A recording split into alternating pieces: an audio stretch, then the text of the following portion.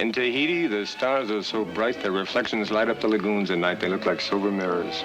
Oh, it must be exciting to see all those faraway places. Meet all kinds of people. Exciting, yes. But all kinds of people are usually strangers, especially when you have to match wits with them. Strangers can become friends, can't they? Well, friends know your weaknesses as well as your strengths. And a successful businessman can't afford to let anyone get that close. Well, if there's nobody who's close, then there's nobody who cares. Nobody to share with. On the contrary, there are many always willing to share. But as for caring, the Tahitians have a saying, translated it goes something like, "He who climbs up the mountain looks upon the lagoon alone." Is that the way you want it, Scott?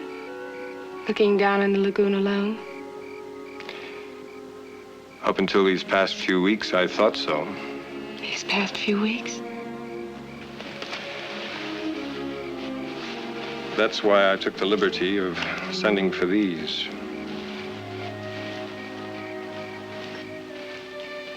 You mentioned you like pearls. I've never seen anything so exquisite. Wait, I really shouldn't take them. Surely an enchantress isn't bound by rules of propriety. Audra, do you want them? Of course I do. Then take them.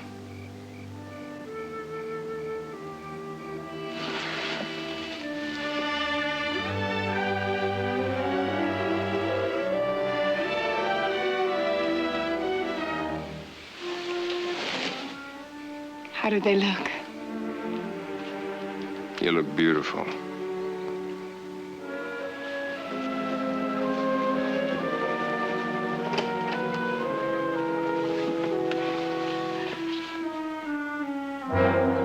It's been a wonderful evening. For me too, Audra. I'll see you tomorrow. Of course.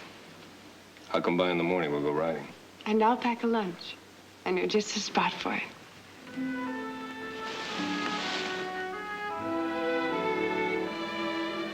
Till tomorrow. Good night.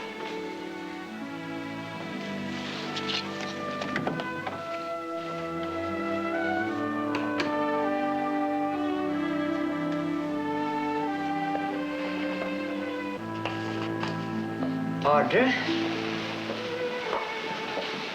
Did you have a nice time? Oh, marvelous. Dance and dance and dance and dance.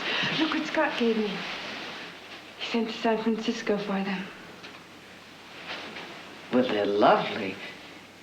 Is it some special occasion? I just said I like pearls, that's all.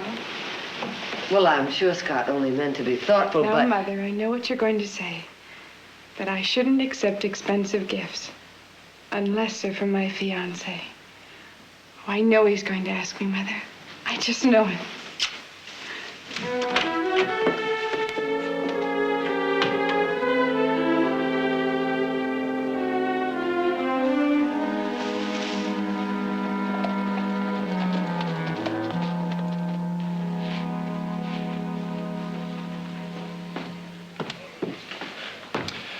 Good morning, Mrs. Barkley. Mr. Breckenridge? I received your note. This is an unexpected pleasure. Thank you.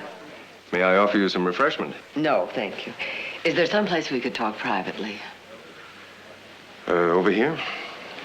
I'm afraid this lobby doesn't offer the seclusion of, say, the Grand Hotel in Paris. Nor the scandal. I'll wager that half the intrigues in Europe start at the Grand. Especially the romantic ones. Yes. At that little table on the balcony just to the left of the main staircase. Oh, yes, that French count used to meet his little ballerina there. The one his father tried to buy off. Now, what was her name? Minette Duclair. Lots of men used to meet her there. Oh? Oh, she must have been more experienced than she appeared. Well, theatrical people generally are. Not only theatrical people. I found in most walks of life, appearances can be deceiving. Audra's a very good example of that. Audra, deceiving. I don't think those two words go together. To many, she may seem completely mature. In many ways, she is. But with men of the world, men like yourself, she's young and totally inexperienced.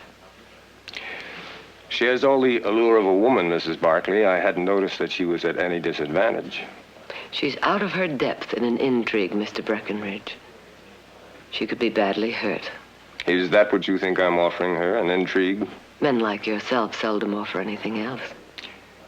Generalities can often be as deceiving as appearances, Mrs. Barkley. Anyway, whatever I'm offering, I think that Audra should have the right to choose for herself. In most cases, I would agree. But in this instance, I am concerned because the wrong choice could be so very wrong. You don't have very much faith in your daughter, do you? Are you concerned for her virtue or the Barkley name? Oh, no. The Barkley name has withstood many severe blows in the past and will withstand many more in the future. Does that answer your question? Audra and I are spending the afternoon together. I know. I never take unfair advantage of an inexperienced opponent, Mrs. Barkley. At least, not unless they're fully aware of all details. I hope I can count on that. Good day, Mr. Breckenridge. Good day, Mrs. Barkley.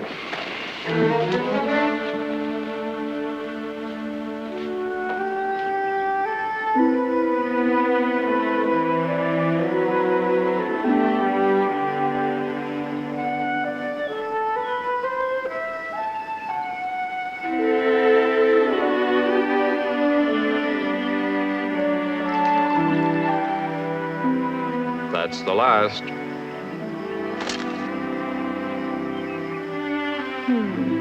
Half for you and half for me. What was that? Oh, that's the ranchers. They're dynamiting for rain. I'm sorry.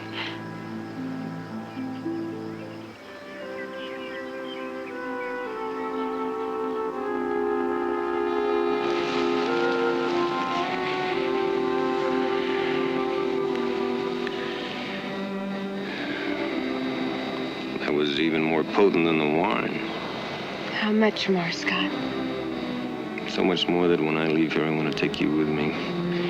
I want to show you all the exciting places in the world. London, Paris, Rome. Make myself the envy of every man on 2 continents. Oh, yes, Scott. Yes, I'll go anywhere with you. Anywhere in the world.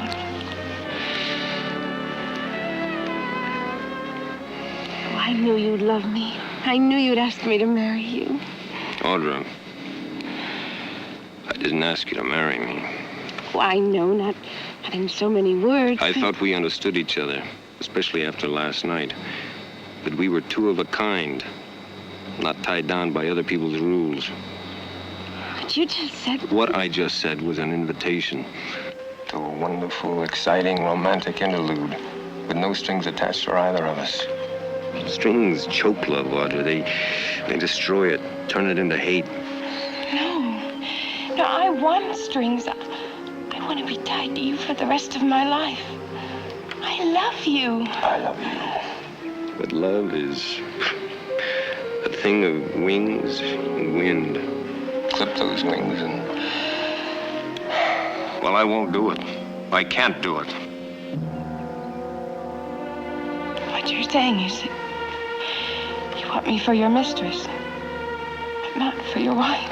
What I'm saying is that I want you. That's the important thing. No, you don't want me. Not really. Not enough. Audra. Audra. You're treating me like I was a chick. Audra. I never want to see you again. Never.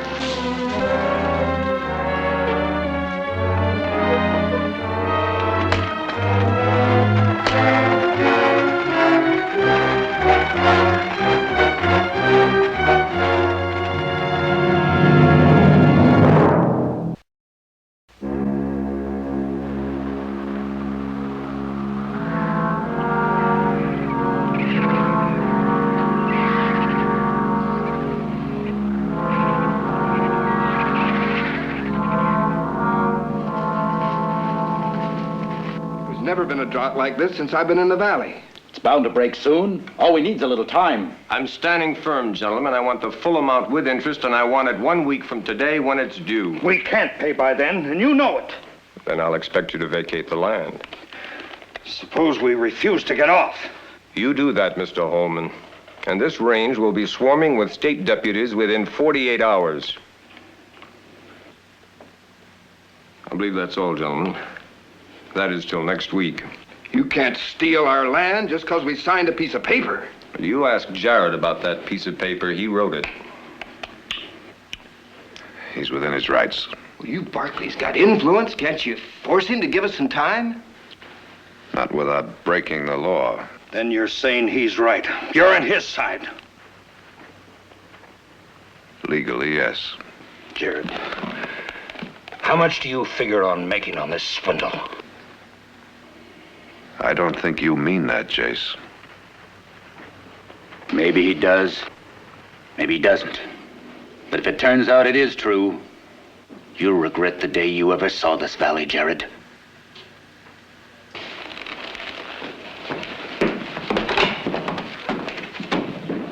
Scott, I'm going to ask you one more time. Extend those loans for 30 days at the same rate of interest. I like it the way it is. All right, then. Suppose I underwrite those loans with mortgages on the Barclay Mills. That's a gallant gesture, Jared. Too bad your neighbors aren't worth it. They may be frightened men, but they're honest. And they're my friends. They have a very interesting way of showing it. And even if we could break those contracts, it would take months. All assets would be tied up, and none of the ranches would be able to hold out. He's not a financier, he's a vulture. I'm afraid you're right, Nick. While everybody else is praying for rain, he's hoping the drought will last. But just until every rancher who owes him money is beaten into the ground. Yeah. And when I think I'm the one who suggested he come here in the first place. Heard Jace Holman pointing that up in the saloon today.